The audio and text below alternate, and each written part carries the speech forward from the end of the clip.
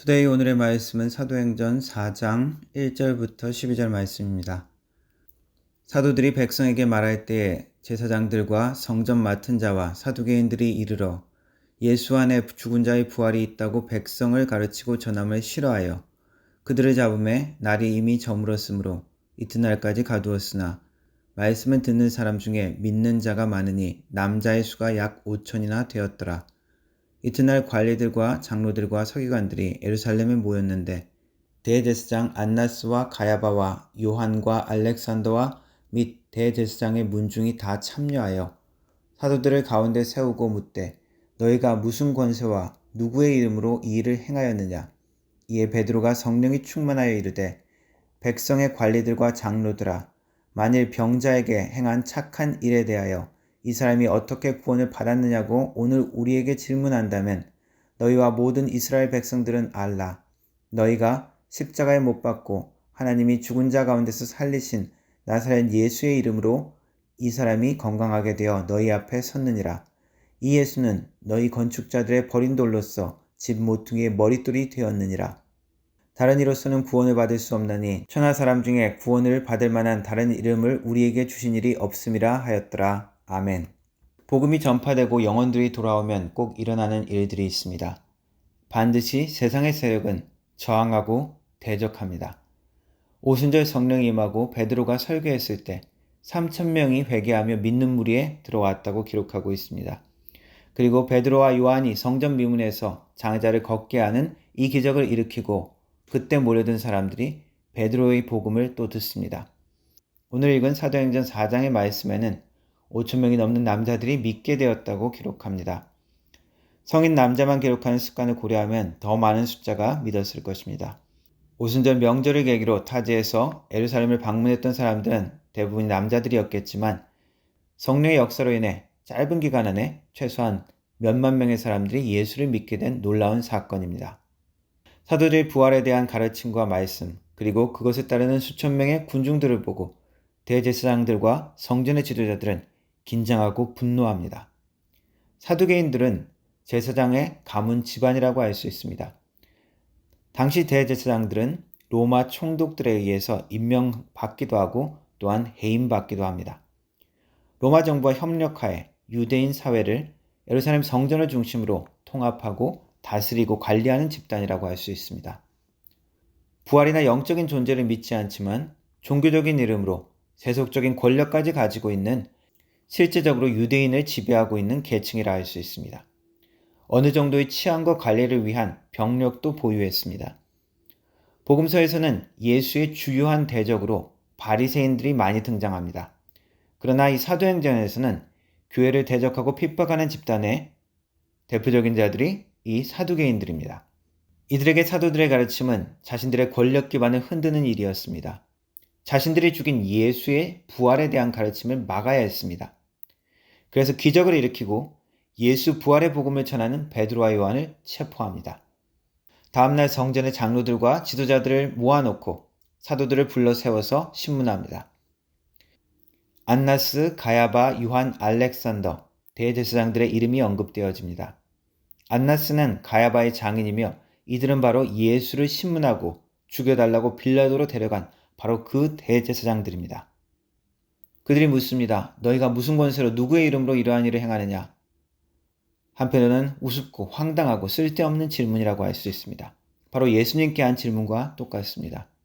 한마디로 그들의 의도는 이러한 일들을 행하지 말라. 성전을 다스리고 제사를 담당하는 우리의 권세에 도전하지 말라. 우리가 이 유대인들의 권세자고 지도자들이다 라는 의미로 들립니다. 그 질문에 베드로는 성령이 충만하여 담대히 대답합니다. 너희들이 죽인 그 예수의 이름으로 이런 권세가 나타나고 그 예수의 능력으로 병자가 치유되었다.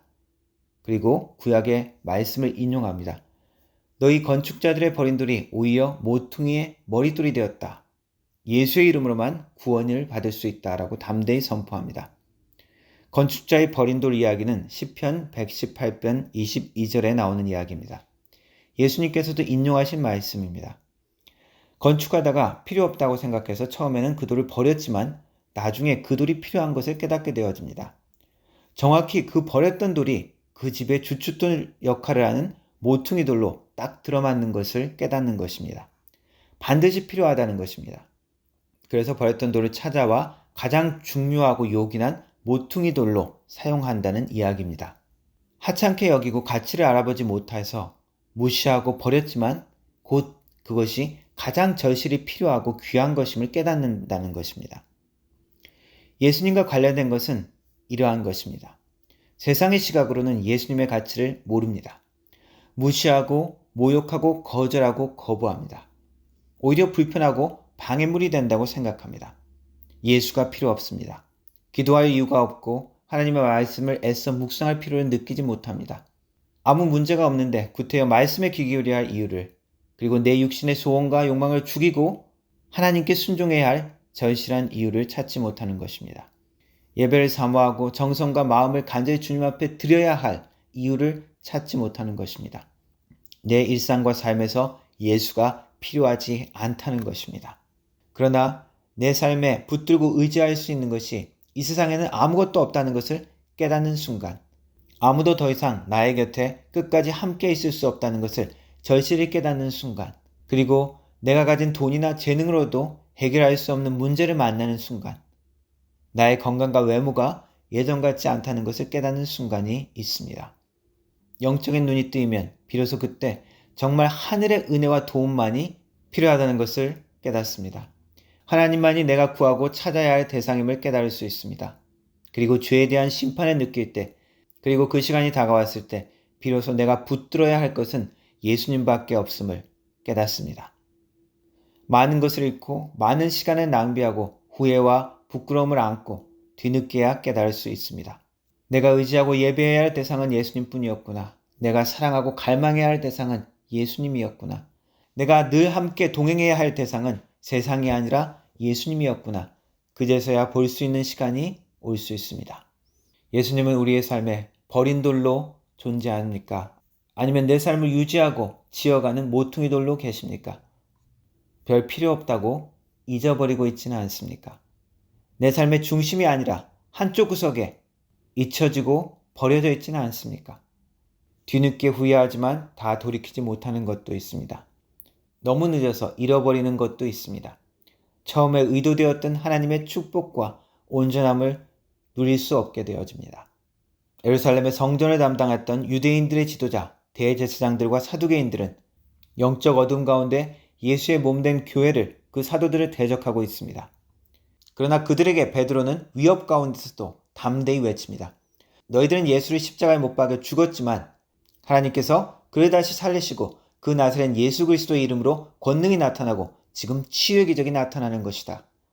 건축자의 버린 돌처럼 너희들은 필요 없다고 거부하고 거절하고 대적하고 죽였지만 하나님은 그 예수를 너희가 다시 붙들고 의지해야 할 왕으로, 구주로 부활하여 나타나게 하시는 것이다. 여기 그 살아계신 예수의 이름의 능력이 나타나고 구원이 나타나는 것이다. 예수에게만 구원이 있다. 회개하고 예수를 붙들라라는 메시지입니다. 지금도 우리는 사도 바울의 담대한 복음의 외침에 응답하여야 합니다. 세상은 알지 못하는 건축자의 버린 돌같이 되신 우리 예수님께서 사실은 우리의 생명이요 우리의 영혼을 붙들어 주시는 모퉁이 돌 되심을 고백합시다. 예수만이 나의 주인이요 구주이심을 인정하고 예수님께서 우리의 삶을 다스리시고 우리의 삶을 세워주시는 은혜가 있기를 주님의 이름으로 축원합니다. 기도하겠습니다. 하나님 아버지, 내가 붙들어야 할 것은 세상이 아니라 예수님인 것을 깨닫게 하여 주옵소서. 예수 그리스도께서 내 삶에 버린 돌이 아니라 모퉁이 돌로 살아계셔서 내 영혼을 붙드시고 내 삶을 세워 주옵소서. 하나님이 기뻐하시는 삶으로 세워 주옵소서. 주님만이 나의 구원이요 능력이십니다. 주님을 붙들고 나아가는 손을 놓지 않게 하여 주옵소서. 예수님의 이름으로 기도합니다. 아멘.